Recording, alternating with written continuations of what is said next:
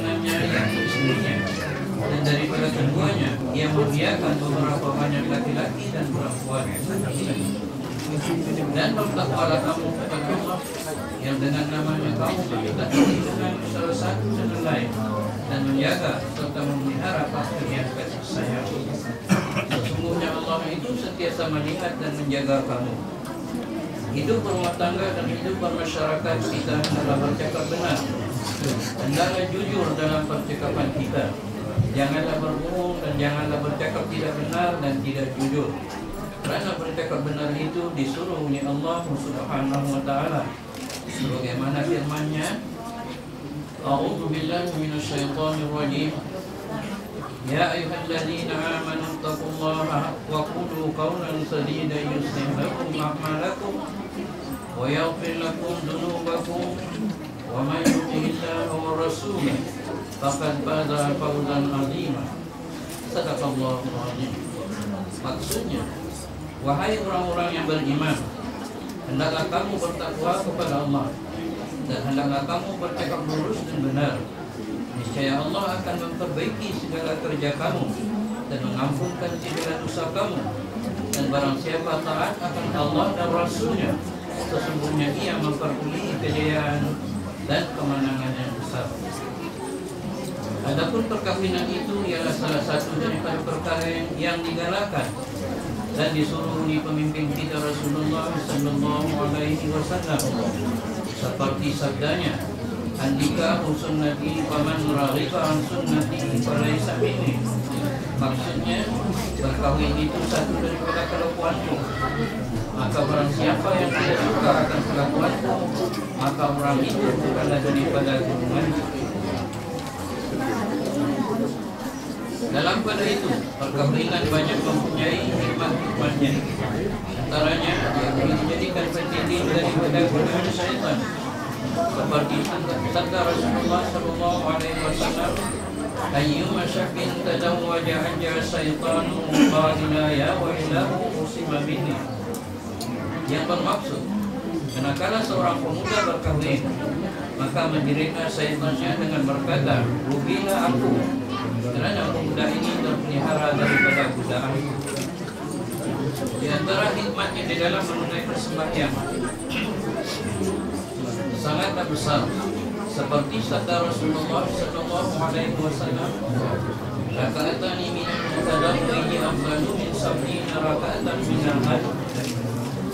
Maksudnya, 2 rakaat sembahyang yang dilakukan oleh orang yang beristri lebih baik dan lebih afdal 70 rakaat daripada sembahyang yang dilakukan oleh orang yang budak. Dan di antara hikmahnya lagi ialah yang disabdakan oleh Rasulullah sallallahu alaihi wasallam, "Tazawwajun nisaa fa innahunna yahyina bil mal."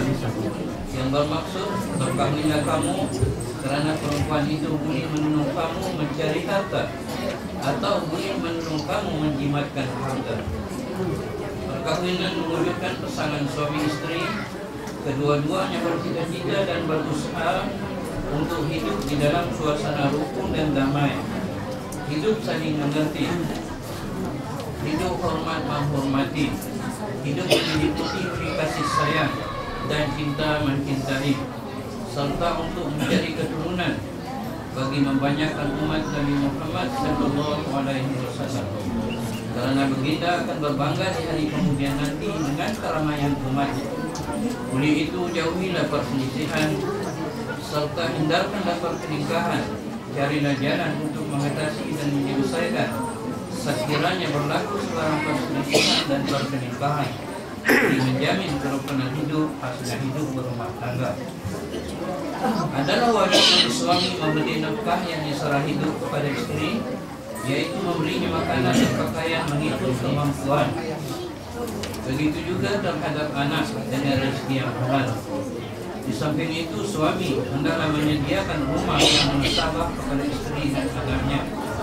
Suami hendaklah sentiasa mengambil berat tentang kesehatan dan keselamatan istri dan anaknya, serta mencurahkan kasih sayang dan belas kasihan serta berkorban kerana kebangkitan mereka. Suami juga adalah bertanggung jawab bagi membimbing istri dengan cara yang baik, untuk mencapai keridhaan Allah dan mendidik anak dengan didikan akhlak yang mulia sesuai dengan kehendak agama Islam, serta memberi pelajaran kepadanya untuk kebahagiaan dunia dan akhirat. Ini untuk istri ya, dayang. Pahamkan baik-baik. Manakala istri pula, maka wajib ia menumpahkan taat setia kepada suaminya, melayan kehendaknya serta menumpahkan kasih sayang terhadapnya. Di samping itu wajib ia memelihara kehormatannya dan kehormatan rumah tangganya, serta menjaga amanah suami dan menyimpan rahasia pergaulan suami istri, menjaga harta suami seperti hartanya sendiri, menjaga kebersihan diri, anak dan rumah tangga sebagai seorang istri dan seorang ibu yang pengasih. Istri jangan meninggalkan rumah tangga melainkan setelah mendapat izin dari suami atau disebabkan yang darurat. Kewajiban-kewajiban timbal balik ini adalah bagi menjamin kebahagiaan dan kerukunan hidup suami istri di dalam sebuah rumah tangga. Dan rumah tangga yang berbahagia itu adalah merupakan unsur yang penting bagi melahirkan masyarakat dan negara yang berbahagia pula. Seperti yang telah dimaklumi bahawa perceraian atau talak itu adalah perkara yang diiktiraf wujudnya di dalam agama kita. Tetapi perkara itu bukanlah perkara yang digalakkan, bahkan ia menjadi perkara yang diberi oleh Tuhan. Seperti sabda Rasulullah sallallahu alaihi wasallam, "Awalul halali inallahi talaq," yang bermaksud bahwa perkara halal yang paling dibenci oleh Allah adalah talak.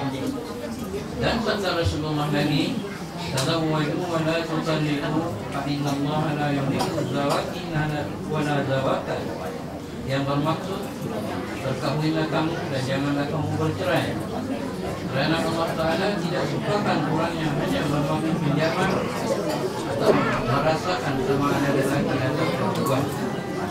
Setelah itu kita disuruh berikhtiar dan disuruh berusaha. Sesudah itu baru kita disuruh bertawakal kepada Allah Subhanahu wa Ta'ala, karena semua perkara adalah di dalam kekuasaan Tuhan. Allah yang memutuskan semua perkara menurut kekuasaannya. Tidak ada sesiapa pun yang boleh mendahulukan perkara yang dikemudiankan oleh Allah. Begitu juga tidak ada sesiapa pun yang boleh melambatkan perkara yang didahulukan oleh Allah. Dan tidak boleh berhimpun dua orang.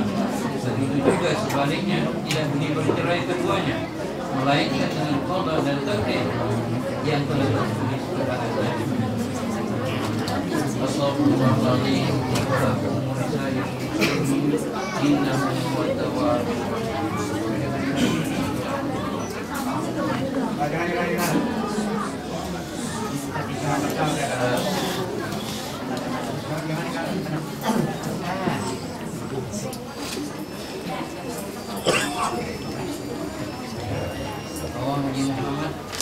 Muhammad bin Haji Usman. Nama istri siapa namanya? Tidak, Hairani binti Haji Usman. Jadi sebelum akad nikah sudah menghadiri khusus rumah tangga. Ini paham sudah kan?